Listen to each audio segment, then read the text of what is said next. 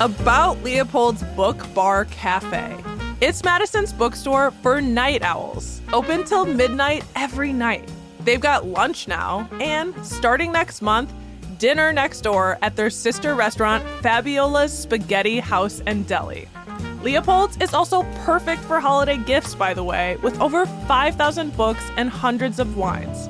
Head over to Greenbush and stop in at Leopold's.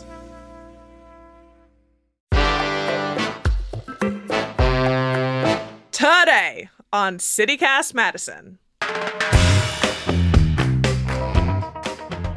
It's the Friday News Roundup. This week, I'm joined by CityCast Madison's Haley Sperling and Molly Stentz. UW student journalists publish an alarming email from the UW system president on possible targeted budget cuts. 2 proposed GOP Senate bills call for more parent involvement in books their kids borrow. And an elk in search of love across Wisconsin. It's Friday, December 1st. I'm Bianca Martin, and here's what Madison's talking about.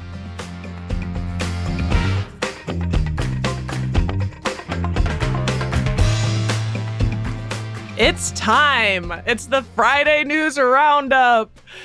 And do you feel that? The temperature is up. It's in the high 30s, baby. I'll take it over the mid-teens we had earlier this week. Balmy. I'm here with captain of our pod, Molly Stentz. Hey, Molly. Yo, yo, yo. And the czar of our newsletter, Haley Sperling. What's up? Oh, czar. Privyet. Privyet. Molly, we are starting with you. You've got a story for us. Yeah. So some shocking news this week. I don't know if you saw this in the Daily Cardinal, one of our student newspapers here at UW-Madison. I want to read you the headline. Exclusive. Facing budget shortfalls, UW system president privately suggested chancellors shift away from liberal arts programs at low-income campuses. So that was their headline. Then the journalists at the Daily Cardinal requested emails from UW system president Jay Rothman, which is their right to do under the law. And they found something really interesting. So he sent this email to the UW chancellors with this article that he read in the Chronicle of Higher Ed, right? This is like a trade mag for people that work in higher ed. And it was about this university in Arkansas, Henderson State University, a public university. It was facing a lot of debt, was in a lot of problems, and went through a big restructuring. And so he sent this article to the chancellors and was like, hey, this is really interesting, and summarized takeaways, which he called lessons. And here's one of them. Consider shifting away from liberal arts programs to programs that are more career-specific, particularly if the institution serves a large number of low-income students. Here's another one. Do not procrastinate in making the, quote, difficult decisions. Time will not make the problems better. Make the painful cuts and adjustments at one time and then move on. In other words, do not use a piecemeal approach. This is unconscionable. So you have to be a privileged student. You have to come from a higher income household to have equal access to a quality public education in the state of Wisconsin. That is very upsetting to me, and it seems really just unfair. It's kind of against the public component of this, that some students get the opportunity to pursue what truly interests them. And obviously, I'm a liberal. It's not obvious, but I am a liberal arts fan. That's the only reason I went to college. I just wanted a liberal arts degree. And so it's pretty disheartening to hear something like that would be a target in any sense. And also just denigrating the idea that liberal arts can create a career pathway. Like, there certainly needs to be more. There's no question that there needs to be more, like, across the board opportunities for people to get training in the trades if they want to, that sort of thing. But if someone wants a liberal arts education, they want to be able to speak to other human beings. They want to know history and how policies, any number of things that you can pursue in a liberal arts degree. It should be offered to everyone, not on status of socioeconomic. They're my politics coming out, but I feel like it's also Wisconsin's motto. It's like it's a part of the public education enshrined in our Constitution. It's public for everyone, not you get what we give you because you're from a lower income household.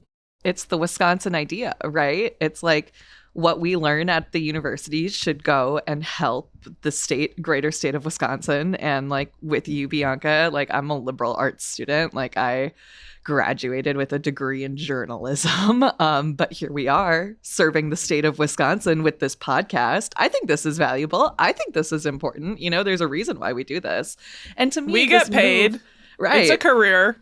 It's a job. I make money writing emails. Like you too can make money writing emails. But to write a good email, you need to know how to write a good sentence. And unfortunately, like that's a skill that a lot of people don't have. Like writing is a skill that I realize now more like as a professional writer, as a professional journalist, like this is a skill that can be very hard to come by, but it's so important for so many reasons because, you know, having a good resume or a good cover letter, like that unlocks the door to jobs. And how do you do that? You write good sentences. And again, not a lot of people can do that.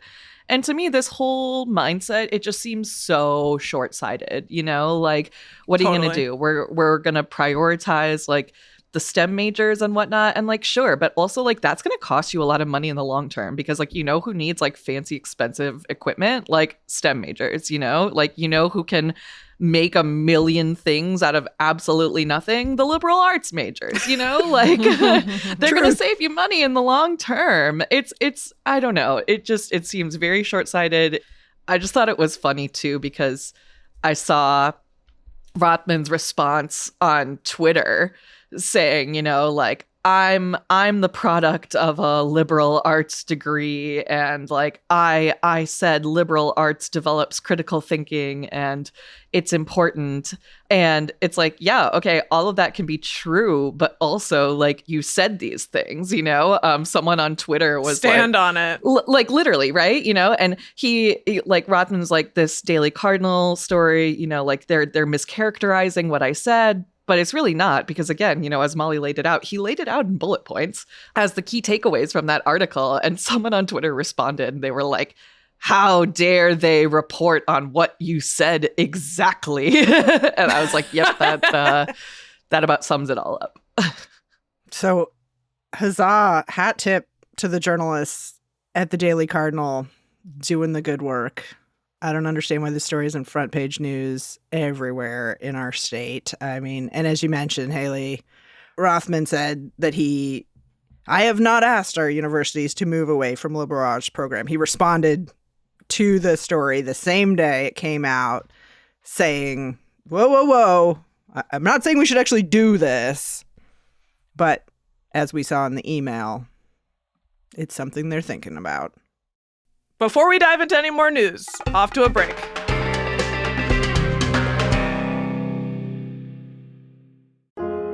Attorney Z. Usman with Usman Law in Madison has helped thousands of folks fight back against abusive debt collectors. And he wants to help you too.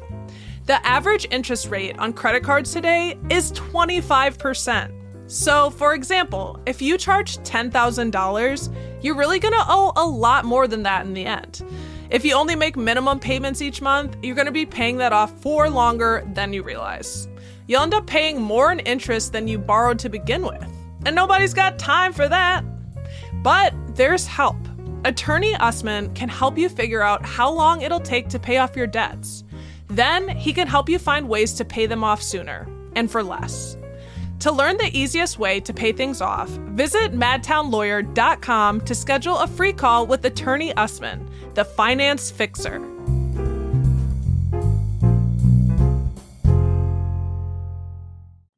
All right. So sticking on the discussion of education, this week there was a state Senate committee hearing that included two proposed bills around kids' access to books at our public libraries and their school libraries. And it drew some ire from more than one person, quite a few folks, including the Wisconsin Library Association. These new proposals would require librarians to inform parents of all books or other materials checked out by a student, their child, younger than 16, within 24 hours of a checkout, whether or not the parent wants to or requested that information. Ba-dum. That's kind of wild. I've never heard anything like that, but this seems to be a part of the larger conversation going on around book banning and kids' access to books that possibly have obscenity. That's kind of the ruffle is what's available at our public libraries. Even though we did a fantastic conversation, which we can link to, about some of the processes and the deep consideration all of our public libraries go through in terms of what's available for kids. But yeah, there's a public hearing for 2 bills that likely is going to cause a lot more work for librarians. And we should say that parents who want to request the list of materials that their child checks out from the library can access that. They can indeed get access to that right now. What this bill is proposing is that it would be mandatory for those libraries to email those proactively to every parent of every child every time their daughter, son, student checked out anything from the library. Yeah. Whether a parent asked for that information or not.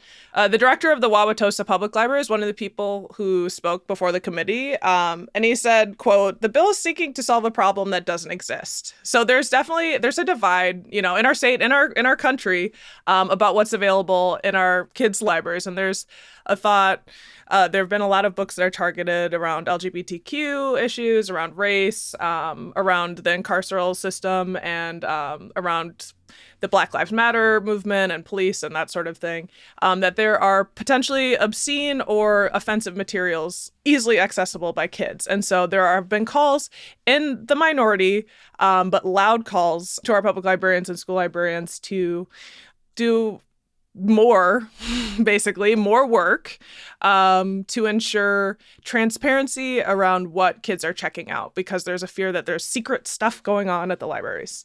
The first bill would require school boards to establish policies for public school librarians to inform their parents or legal guardians. Second bill would be similar for public libraries. Because who doesn't want more email? But it's like they're looking at the schools and the public library system, which is 2 things. And also we're solving a problem that doesn't exist under the guise of transparency. This is not about transparency. If a parent wants to know what their kid checked out from the library, just ask your child. I don't know how hard that is. And again, yeah, like Molly said, I'm sorry, parents, I'm not a parent, but also I can assume that y'all don't need or want any more emails in your inbox, saying little Johnny checked out the encyclopedia today, which also I'm sure there's some obscene entries in there too. Again, this is you better believe it. Right. But I remember checking out encyclopedias or biology books to get an understanding of the human body. It's that could be obscene. I don't know. But again, this is just a culture wars light against librarians. Why are we making things harder for people that have such important jobs? If anything, too, this makes me worried that kids aren't gonna want to check out books from the library, and that's right. Just it's so important to be exposed to different types of literature and just have access to let your mind wander. And if your child wandering around the library saying oh, I want to read this book, but I'm scared of what my parents are going to think, you're probably not going to look at it because, they're going to get a weird notification about it, Right. Meanwhile, your parents could just be having a conversation with you about what you're reading. That's very normal. And again, yeah. I this a quote about everyone being online and social media, but we should all know less about each other, I think it is okay. Yeah, I'm sick of knowing. It's sick of knowing too. It's okay, I think, if parents don't know what books their child is checking out from the library, because you know what, it's a book. You or know, just like like what is proactively knowing, right? Because right. they have the ability to find that information out. Like they could call them up and find that information out. But this would be a proactive, like you're gonna find out because you'll be required to. Right. Um, and should note that the original author of the assembly version of one of the bills is defending it, saying it's not a book ban. You know, it certainly feels like it's falling into that realm of the discussion of book bans because it's but she's saying that it's an attempt to put the responsibility of what kids are reading back into the parents' hands. And we should note, though, that the Wisconsin Library Association, they're saying this isn't helpful. This isn't helping us. So if they're saying that we want, basically, we want to cool the fires of this, big controversy that's come up, which is these discussions around book bans, and put the responsibility back to where it's supposed to be with the parents. It's not helping. It's not helping the librarians. So I don't know. This isn't even doing that. Like, why is the legislature spending its precious time on these small bills that, again, are solving problems that don't exist? Meanwhile, like, I need healthcare. And possibly creating problems. I just want to note, like, I moderated a panel Yes. at the Sun Prairie Public Library this year for the Banned Books Con, and there were multiple librarians on the panel, including some from the Wanakee Library, which was like basically they were targeted by a blog, an anonymous blog that said that folks were grooming children, which is just extremely crass and untrue. And they faced real threats. They named one of the librarians, and they faced real threats to their family and to them. But one of the positive things that they said was that actually the community is also coming together around this. And so it might have a backwards, some other sort of impact that isn't totally terrible. But let's stop giving librarians more work, because they're kind of librarians do a lot more than just administer books. I feel like that is the least that can be said. And on silver linings, there's kind of a fun story, something magical. Silver bells, sleigh bells ringing. Haley, what did you have to bring forward today? We do have some sleigh bells ringing. Someone has been searching the entire state of Wisconsin looking for love, and his name is Bull Elk number 357. He has such a name. It's such a name named by the DNR, but Mr. 357. Mr. Worldwide, Mr. Wisconsin wide. He has been wandering around the state and recently made a stop in Dane County. So this elk was spotted recently near Quick Trip in McFarland, and someone, like a passerby, shot a video of it from their car and were like, Santa's reindeer have landed in Madison or in Wisconsin. And the story, it quickly went Midwestern viral, and it turns out no, it's not Santa's reindeer. Again, it's Mr. 357, a bull elk, who is on the hunt for love, because it turns out it's mating season for these big boys.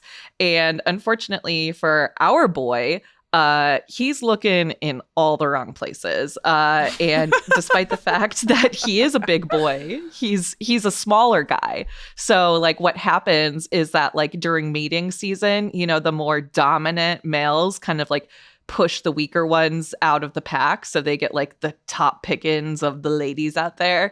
And so 357 kind of got pushed out, and now he's traveled all over the state. He's been in Wausau and Columbia County, and it was one of the local broadcast stations did a really cute graphic of a cartoon elk overlaid the state of Wisconsin, and they show him bouncing back and forth. But this elk, and I wish we could show that here, but this elk has been, all over northern Wisconsin, central Wisconsin, and now finally he wandered further south into Dane County. So he is really looking for all of his options out there. So if you know any ladies, it's the most endearing story, and also a little heartbreaking, but it's fun to root for them.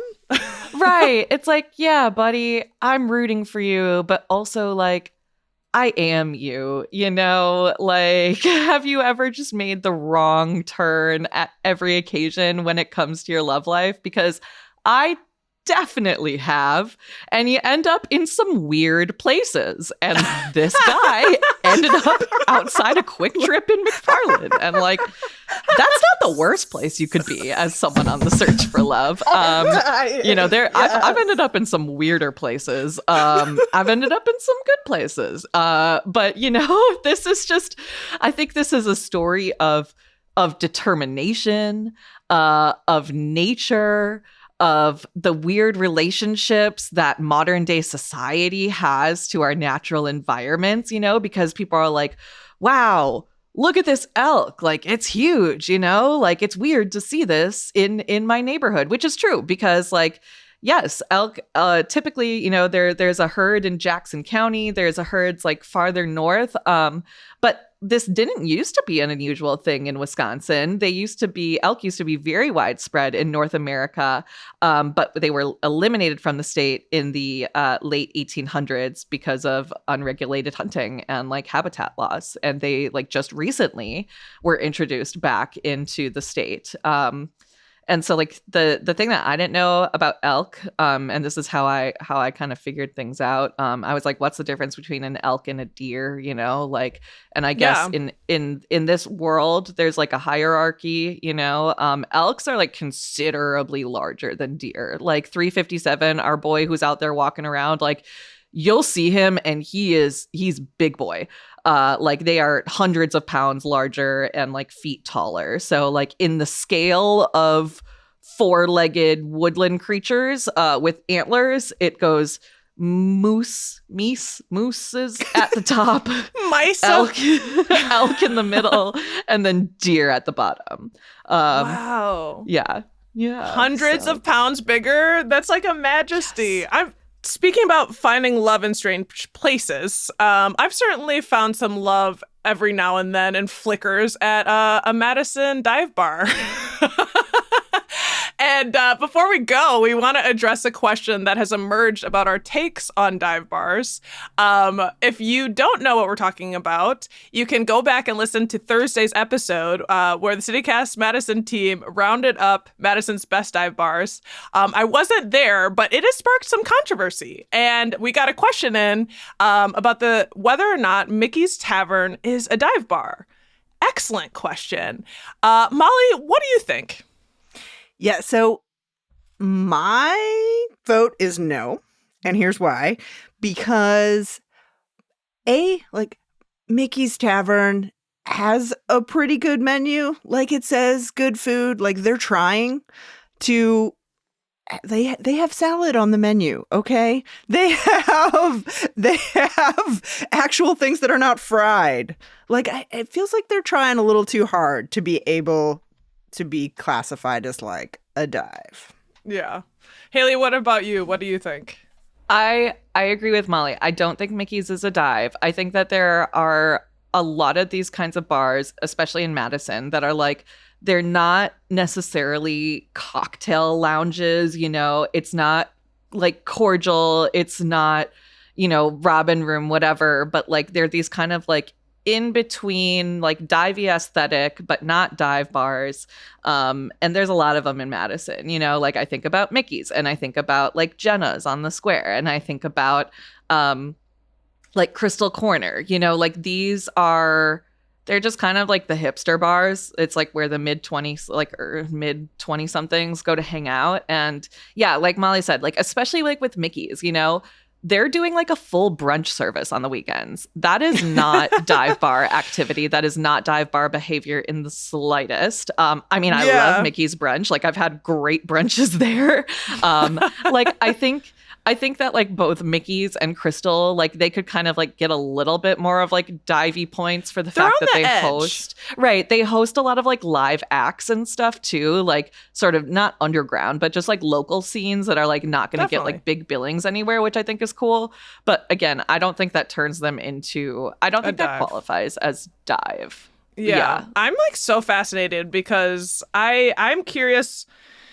I kind of hear the point that Mickey's, I think Mickey's and Crystal have some dive components. What do you think? listening. Like, I want your opinion. The team wants your opinion. What is a dive bar to you? And does Mickey's Tavern count? Hit us up at madison@citycast.fm or leave us a voicemail or text at 608-318-3367. Is Mickey's a dive? And we're not talking about Mickey's Dairy Bar. We're talking about Mickey's Tavern on Williamson Street. Until next time, thank you guys for joining me this week to round up the news. Molly Stentz. Yo, yo. And Haley Sperling. Thank you. Das vidanya.